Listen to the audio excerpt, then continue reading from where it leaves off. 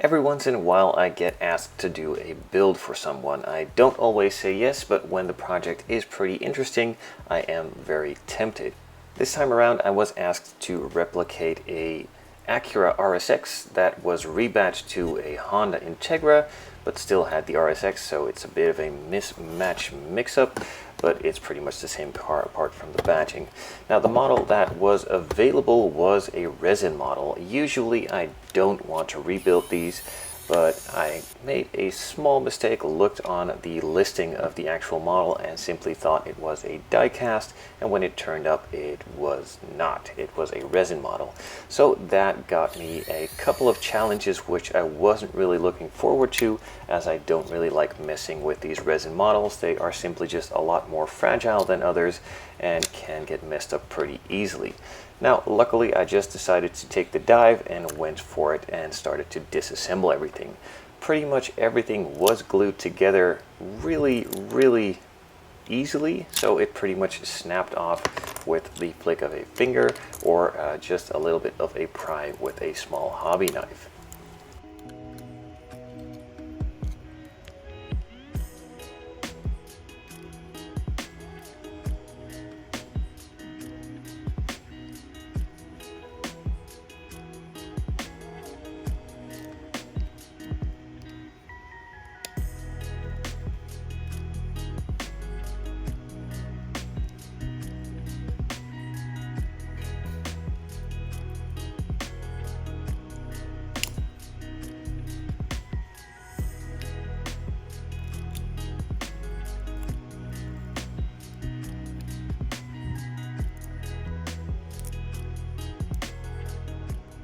One of the problems usually with these rebuilds is getting some new badges. Now luckily on this one there was a set available from Zoom On, so I bought that. But when disassembling the model I noticed that these badges were actually placed on top of the clear and could very easily be removed by just putting the knife underneath it and simply carefully prying and flicking them off, and then just saving them for later to be glued back in place. One of the other reasons that scares me in doing these resin rebuilds is removing the paint. I have tried various different paint strippers claiming to be safe for resin, but actually ruining the entire model in the process, so I wasn't really looking forward to this step. Now you could simply just sand the current paint job and paint on top of it, though the tolerances on some of the parts are already pretty tight, and putting another paint job on top of this already pretty thick paint job will, one, remove a lot of the detail in it, and also make all the parts that need to be fitted back to it really tight and probably give you some problems there. Now recently I found out that Tamiya has also produced a paint remover which is safe for plastic, and they claim for various other materials as well. So I figured if Tamiya makes it, it should probably be quality tested on a lot of different materials and pretty much safe to use. It does have some disclaimers on the bottle itself, but it doesn't say that it should not be used for resin. So I just simply applied a little bit on top of it, let it sit for a bit, and started removing some of the paint successfully, and figured I could just take it a step further, dunked it into a small bag, poured the paint stripper in there and let it sit for a bit until the paint started lifting. I then took it out and started removing the paint. It was a bit of a task, as it did take quite long and wasn't really as easy as I thought it would. Probably if you just leave it to soak in for a little longer, it will get easier along the way. But nonetheless, a couple of hours later, all the paint had been stripped off that needs to be stripped off, and I could move on to prepping the body. So I sanded the entire body with a 400 grit to get it nice and scuffed up for the primer to stick to it, and then noticed that I still needed to adjust the front bumper a little bit. There was a license plate holder on there, and that needed to be removed and smoothed out with the rest of the bumper. And for that, I'm just using some of these HobbyZone files. They recently came out with these and sent me a set to test out. They are working really nice, have a super smooth finish, and are not too aggressive, so work really well for this job.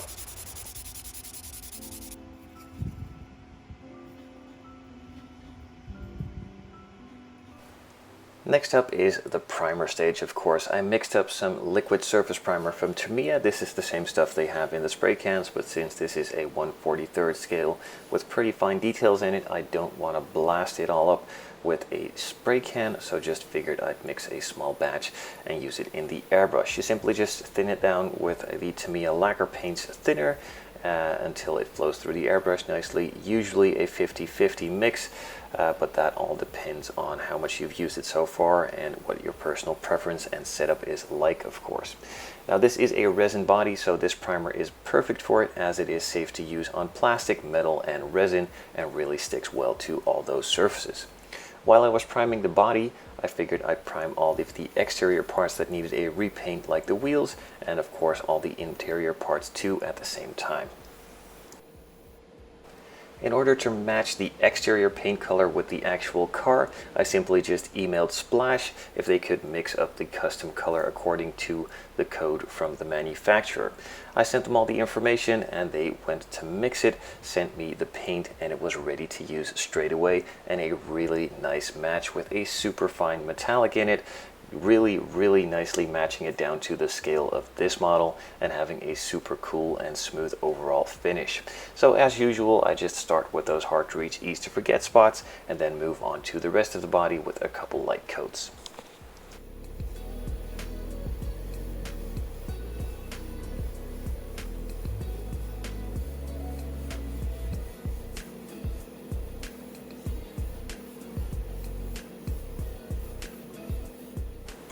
The first coat is applied, I set it aside for 5 to 10 minutes to cure and could then move on to applying the second coat. Now this second coat is a lot heavier than the first coat, just getting the coverage on there and having the paint level out nice and smooth. Now one disclaimer I do want to make very clear, this is a resin body. Paint does not react all that much to the resin, but if this were to be a plastic body, please do not apply the paint this heavily. Just stick with the thin coats like I did on the first layer and keep going that way. If you apply this paint too thick, it will eat into the plastic and ruin your build. So be aware and know what you're working with. Once a couple of coats for the exterior color had been applied and I was happy with the coverage, I let it sit for about an hour, then mixed up the clear coat and started applying the first layer.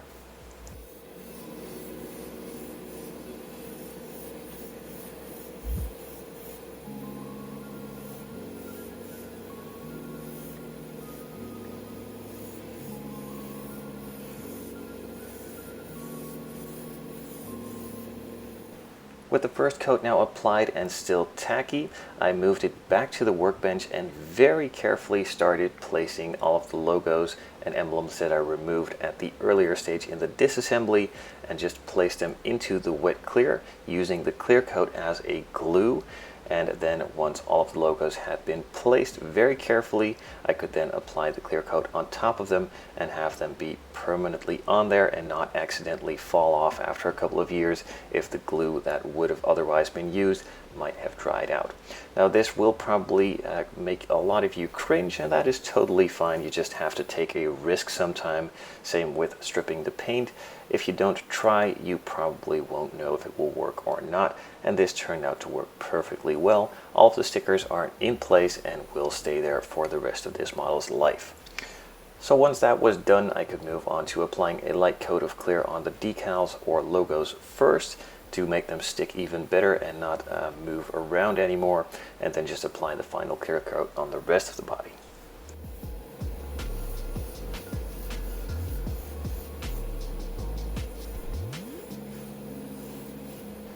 After the final coat of clear had been applied, I could set the body aside for a couple of days to leave that and cure and move on to the other parts.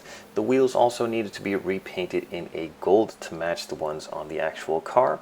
Now I'm not changing the wheels to the RPF ones that are on the actual car. The customer just requested these to be repainted in a gold to just look like it, as they have a fairly similar design. So they were first painted black as a nice base coat, and then later on I applied a gold on top of it to have it as a nice metallic finish. The rest of the interior parts were painted in a NATO black, which is a bit of a gray blue black finish, but not a full black, to match the actual car's interior. And then I could move on to the rest of the paintwork on the exterior a couple of days later, simply just painting the headliner with a brush and some black paint, and then moving on to gluing all of the glass in.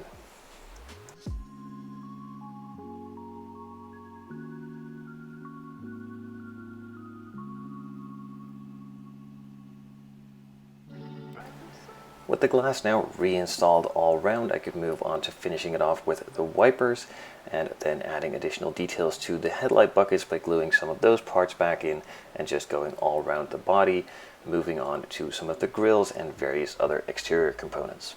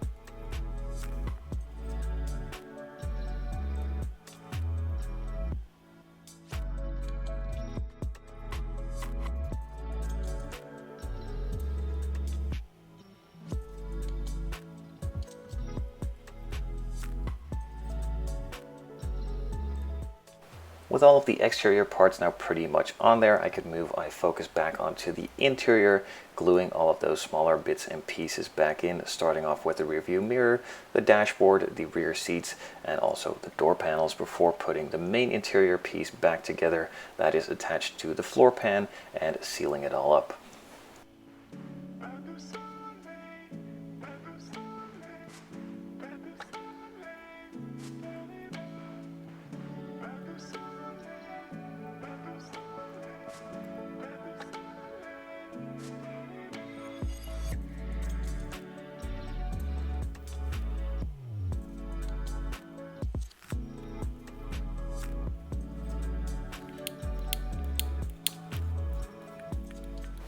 With the screws now nice and tight, that interior is fully sealed in, and I can finalize the exterior by putting on the spoiler, the wheels, and also the rear view mirrors.